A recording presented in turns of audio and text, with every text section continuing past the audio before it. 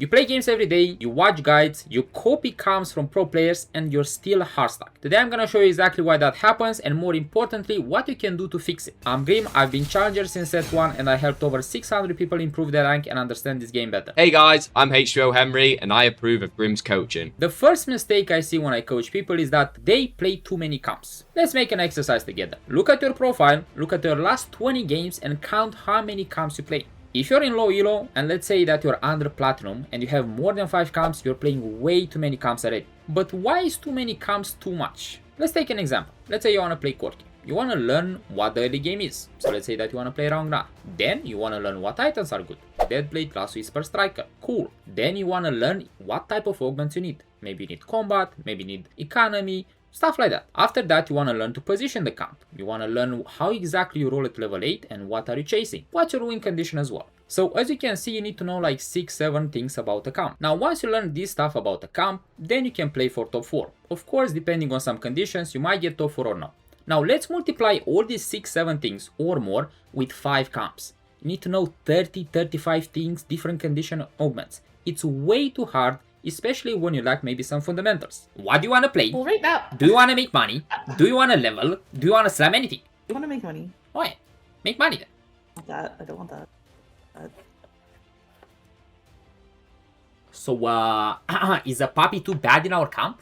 Second most important thing is items. We're wasting time with keeping components on bench. One of the biggest problems I see low elo people do is that they love to have best in slot. We talk about Corki again. Let's say that you want the Deadblade. If they do not have Deadblade and they have maybe a Giant Slayer or maybe they have like a Gunblade, they will never slam that just because it's not best in slot. In every camp, you need items for your carries, item for your tank, and then you need like anti-heal, anti-shred and stuff like that. But some of your components sometimes can be useless. For example, on Corki, one of the worst components is Rot. So what exactly do you do with this when you play Corki? Your objective when you play TFT is that to save the important components for your carries if it's a core item, like for example Deadblade, and try to use the other components as soon as possible because you want to get some value from it. So for example, we can use Rod to make anti-heal with Morello or make Crown Guard, which is a decent frontline item. But why exactly do you want to slam these items? Why can't I just wait to get my best in slot? Well, let's say that Deadblade is 100% of an item, you get huge value. And then let's say that Crown Guard as importance, maybe it's like a 70%. Now let's imagine 5 rounds without Crown Guard. And let's say that you don't have a very good board. You lose all those 5 rounds and you lose like 30 HP.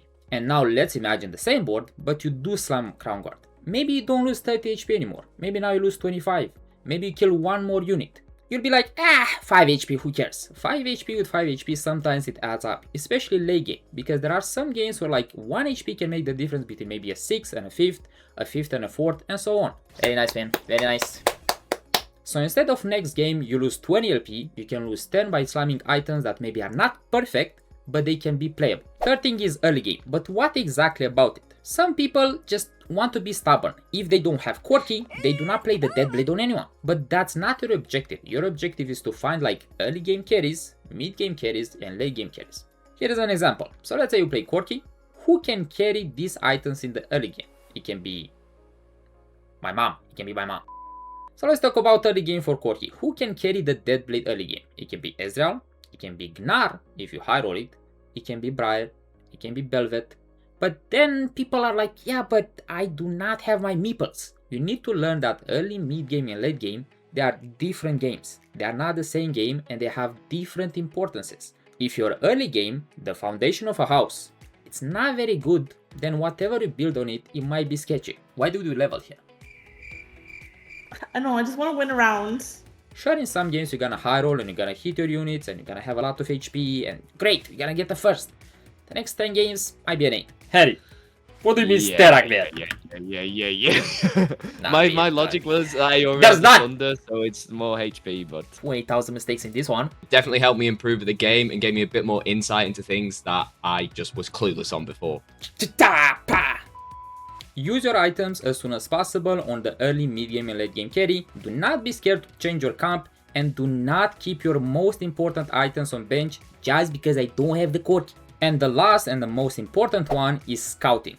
But people are a bit scared about this and some people do not know what this means. So I'm gonna make it the lazy scouting guide. At 2-1, you look for 3 things. One, you look at their augment. For example, if they have a Space Groove emblem, they play Space Grooves. Very simple. Two, you're gonna look at the components. For example, if someone has Road Mana, or maybe they slam like Archangel, Deadcap, or an AP item, they're not gonna play Master E, unless they're very bad, which I start to believe that some people might be. And three, you look at what units they hold. For example, some people that hold Primordians can maybe transfer it into Master E, and they can play Master E. Some people that play Vanguards early game with like Zoe and Leona, they might play around LeBlanc carry, or maybe they can go Fast 9 to play Sona or Bard.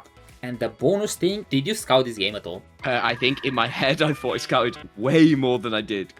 In TFT, it's very important to know if you can win streak or if you have to lose streak. In other words, can you beat the people in your lobby with what you have or no? But how do you figure that out? Do you have a strong augment that gives you maybe components or some combat power? Do you have items that are slammed?